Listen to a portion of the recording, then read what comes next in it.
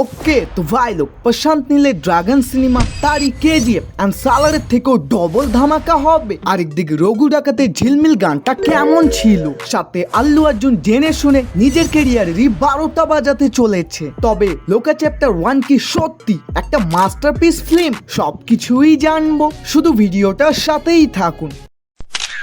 প্রথমেই কথা বলি রঘু ডাকাত মুভিটা নিয়ে। ভাই এই গানটা আমি বেশ কয়েকবার শুনলাম এন্ড আমার এটা অসাধারণ লেগেছে। মানে কি ভিজুয়াল রে ভাই, মানতেই হবে। শুধু সিনেমাটাতে না, সিনেমার গানগুলোতেও মেকাররা অনেক বেশি টাকা খরচা করেছে। আর দেবের বডি তো অন্য লেভেলেরই শাইন করতেছে। তাই আমি ভাবতেছি মুভিতে যখন তিনি তার এই বডি নিয়ে ফাইট সিকোয়েন্স করবে, ভাই ওটা দেখার এক্সপিরিয়েন্সই নেক্সট লেভেলের হবে। সেই সাথে ইদিকা তো গানটাতে আগুন লাগিয়ে দিয়েছে এবং দেব ও ইদিকা এই দুইজনকেই একসাথে দেখতে খুবই দুর্দান্ত লাগতেছে। আই মিন কিশোরী ভাই, বাট আমি এই দুইটা গানের মধ্যে কোনো কম্পেয়ার করব না, বিকজ এমনটা না যে একটা গান ভালো তো অন্যটা খারাপ। এখানে দুইটা গানই খুবই ভালো হয়েছে।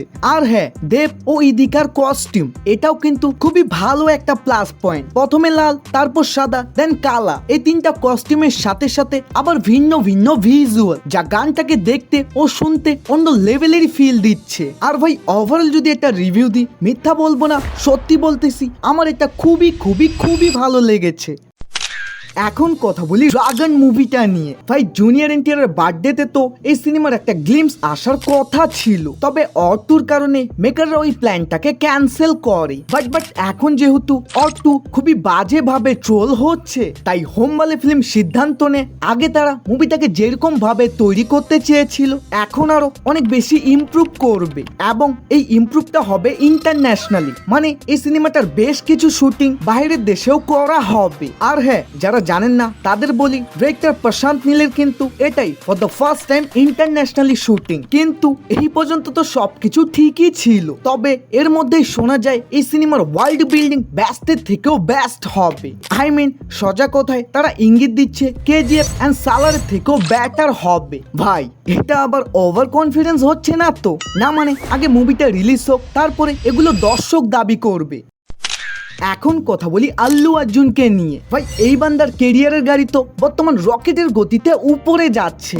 মানে প্রথমে পুষ্পা 2 মতো ব্লকবাস্টার, তো এখন অ্যাটলিস্ট সাথে 800 কোটি রুপি বাজেটের AA22। যদিও এছাড়াও তার আরো বেশ কয়েকটা ডিরেক্টরের সাথে কাজ করার কথা ছিল, তবে AA22-র কারণে সে সবকিছুই ক্যান্সেল করে দেয়। বাট এখন আবার জানা যাচ্ছে তিনি ভাক্কান্তম বানসির সাথে তার পরবর্তী মুভি বানাবে। কি এনাকে চিনতে পারতেছেন না? মূলত সারাই নাইডু মুভিটার ডিরেক্টর ইনি ছিল, এবং ওটারই দ্বিতীয় পার্ট বা অন্য কোনো গল্পে অ্যাকশন মাস মাসালা অবতারে আমরা আবারও আল্লু অর্জুনকে দেখতে চলেছি।